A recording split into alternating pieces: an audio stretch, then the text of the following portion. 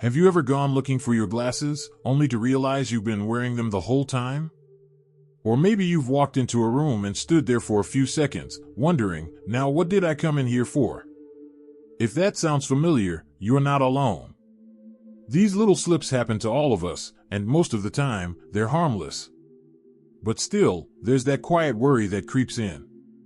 That thought in the back of your mind, is this just age? Or something more? And it's a fair question. Because as we get older, one of the biggest concerns many of us have isn't aches or pains, it's our memory. It's staying sharp. Staying clear. Staying us. And here's the thing, while none of us can stop time, there's a lot we can do to support our brain as it ages. Dementia isn't some unavoidable curse that shows up out of nowhere. In many cases, the habits we follow every single day, the small things, play a much bigger role than we realize. The good news? You don't need fancy treatments or a list of impossible tasks. You just need a few simple daily practices, easy enough to do without turning your life upside down, but powerful enough to help protect your mind and keep it strong for the long haul. Let's start with something so basic, so obvious, that it often gets dismissed: movement. No, I'm not talking about running marathons or lifting weights at the gym. I mean gentle, consistent movement, walking, stretching, dancing in the kitchen while the coffee brews. When you move your body, your brain benefits directly. Blood flow increases. Oxygen reaches the brain. Toxins are flushed out more efficiently. And the part of the brain responsible for memory, the hippocampus, actually gets a boost. I once met a woman named Carla, 74 years old, who started walking 20 minutes every morning after breakfast. Just a slow walk around her block, nothing intense. After a few weeks, she said she felt more alert, more steady. She even started remembering the names of neighbors she hadn't spoken to in years. All from walking. It wasn't magic, it was circulation. It was attention. It was showing up for her own health, step by step. And don't underestimate the emotional side of movement. Getting outside, feeling the sun on your face, seeing something green, that's good for the soul too.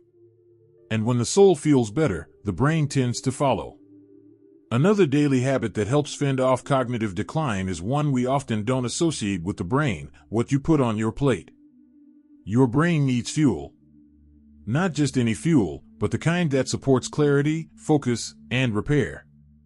Think of your brain like a high-performance engine. If you feed it processed junk day after day, it doesn't run well.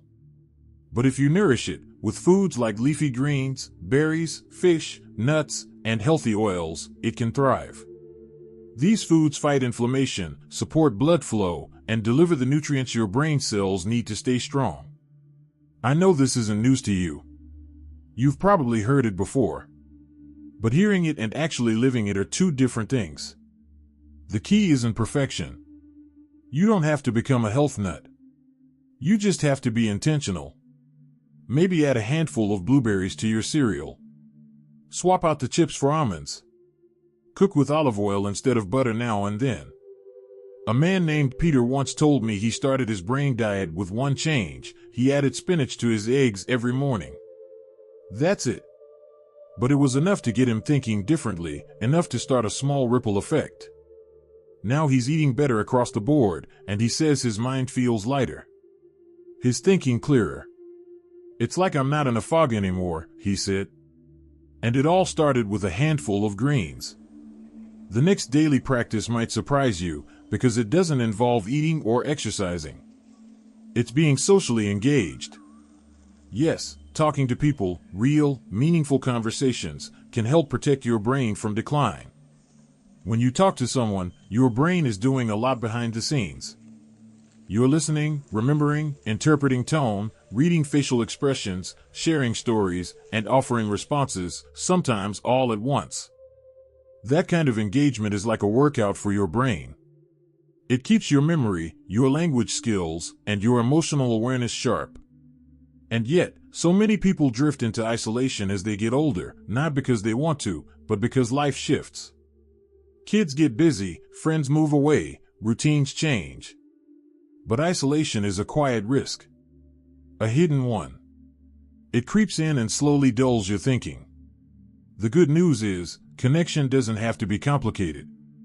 It can be a 5-minute phone call with a friend, a weekly lunch with someone you care about, even chatting with the clerk at the store or saying hello to your neighbor as you water your plants.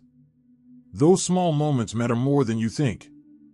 A woman I spoke with recently told me she joined a community knitting circle. She said she barely knits, but she shows up for the conversation. She laughs. She listens. And each week, she feels more alive, more clear-headed, all because of the people around her. So if you've been feeling a little lonely, a little disconnected, this is your sign to reach out. Not just for your heart, but for your brain too. Now that we've looked at how movement, nutrition, and connection all play a part in protecting your mind, it's a good time to pause, breathe, and reflect. Because sometimes, it's not just what you do that matters, it's the way you do it. The way you show up for your brain each day. With intention. With care. And with the belief that staying sharp and strong is still within reach. If you're still watching and feel that these insights are meaningful, please type number 2 in the comments to let me know you're still with me. And if you haven't subscribed yet, I warmly invite you to do so, and don't forget to turn on the bell, so you won't miss any of our upcoming videos designed to uplift, inform, and inspire. Your support truly means a lot. It's what keeps us going and allows us to continue sharing thoughtful, helpful content just for you. Now, let's continue this journey together. Sometimes when people think about staying sharp in their later years, they imagine doing crossword puzzles or brain games on the computer. And sure, those can be helpful. But one of the most powerful ways to protect your memory doesn't come from a screen, it comes from how you rest. That's right, sleep. It may not sound exciting, but getting quality sleep every night is like hitting the reset button for your brain. During deep sleep, your brain clears out waste, organizes memories, and processes information. It's like a cleaning crew moves through while you're dreaming, getting things back in order. Without enough sleep, or with poor sleep, your brain doesn't get that chance. And over time, things can start to pile up. Thoughts get foggy. Memory gets patchy. And even your mood starts to slide. Now, I get it. Sleep can get trickier with age. You might fall asleep easily but wake up too early. Or your mind won't stop spinning when your head hits the pillow. But there are small steps that can make a big difference. Going to bed and waking up at the same time every day, limiting caffeine late in the day, turning off bright screens at night, all of these help signal to your body and mind that it's time to rest. A woman named Joy told me she started turning off her TV and phone 45 minutes before bed and lit a candle instead. She'd sit with a cup of chamomile tea and a book, nothing too exciting, just something gentle. After a few weeks, her sleep deepened, and she noticed her memory improving. She said, "It feels like my brain finally has time to breathe at night." You don't need to overhaul everything. Just start with a small, calming routine that lets your body know, this is our quiet time. Over time, your brain will thank you, with clearer thinking, better mood, and sharper focus during the day. Now let's talk about something that keeps your brain not just healthy, but growing. And that's learning. Yes, even now, especially now, your brain loves to learn. When you take in new information or try something unfamiliar, your brain starts building new connections, new pathways. That's how you keep it flexible and adaptable. Think of it like watering a plant. Even if it's older, it still stretches toward the sun if you give it what it needs. Learning doesn't mean going back to school or passing a test. It just means feeding your natural curiosity. Maybe you read about a topic you've always been interested in. Maybe you watch a documentary and then talk to someone about it. Maybe you try to learn how to use a new app, even if it frustrates you a little. I knew a man named Bill who, at 78, decided to learn to play chess. He said it was slow going at first, and he lost a lot of games. But he loved how it made him think differently. After a few months, he said he noticed something surprising. He wasn't forgetting where he left things as often. Conversations felt easier. And best of all, he felt proud.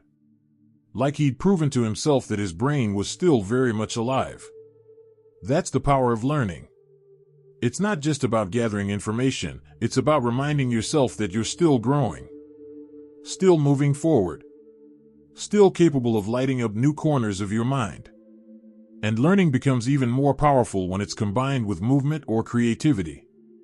Think about dancing, painting, playing music, or even cooking a new recipe. These activities engage multiple areas of the brain: memory, coordination, focus, problem solving, all working together. It doesn't have to be perfect. It doesn't have to be fast. It just has to be yours. Something you enjoy. Something that challenges you a little. That gentle stretch is what keeps the brain young. So often we think of aging as a time of decline. But it doesn't have to be.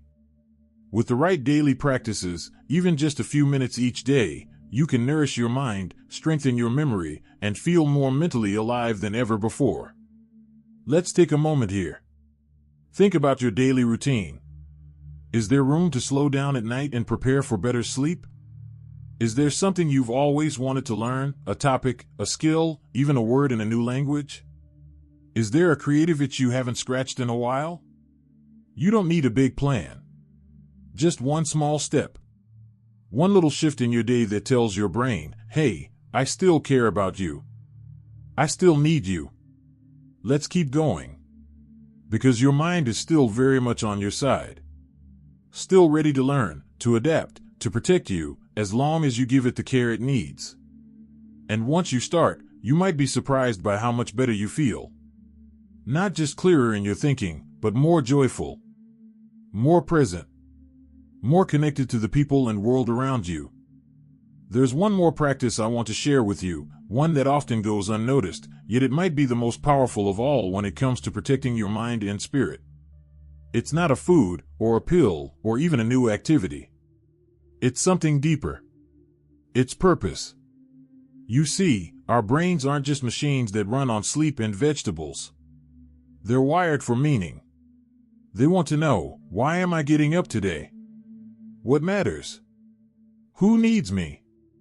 And when we lose touch with that, when our days start to feel empty or repetitive, the brain, in a way, starts to go quiet too. Having a sense of purpose gives the mind a reason to stay engaged. It reminds us we're still part of something. That we still have value, no matter our age, no matter our pace. Purpose doesn't have to be big or dramatic. It can be simple, daily, ordinary, but it has to be real to you. For some, it's family, caring for grandkids, checking in on an old friend. For others, it's tending a garden, volunteering once a week, mentoring someone younger, writing stories from your life. It could even be something as quiet as praying every morning for someone who's struggling, or sending a card to someone who feels alone. I once met a woman named May, 81 years old, who kept a notebook on her kitchen counter. Each morning, she'd write one thing she wanted to do that day, just one. It might be call Jean, or drop off soup for Susan, or write a memory from childhood. She told me that list gave her direction, and more than that, it gave her pride. She said, my brain knows it still has a job. And I think that's why it shows up for me.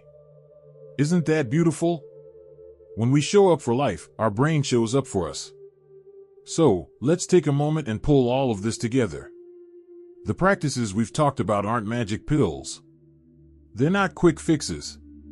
They're everyday, doable things that build a foundation, slowly, steadily, for a brain that stays strong, aware, and full of life.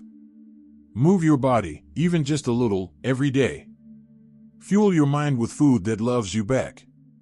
Stay connected, even if it's just one conversation at a time.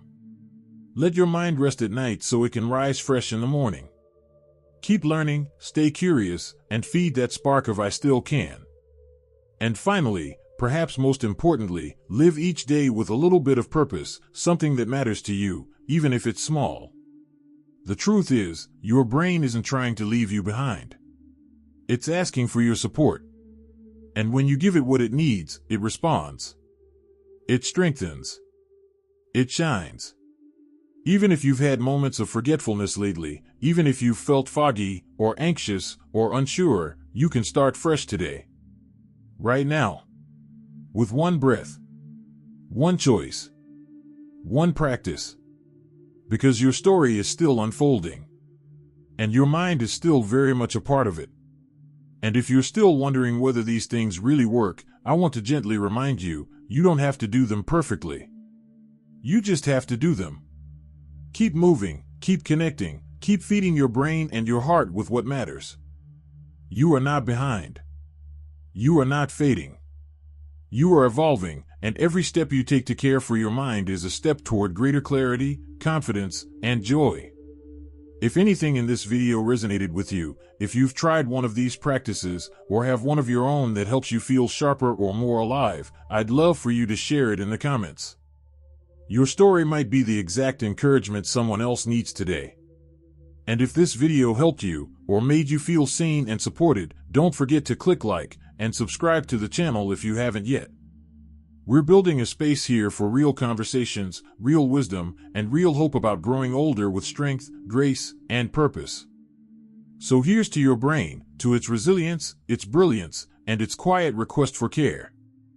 Here's to the small daily choices that help you stay mentally strong and emotionally full. And here's to you, still growing, still learning, still here, and still shining. You've got so much life in you. And the best part is, your mind is ready to walk with you every step of the way.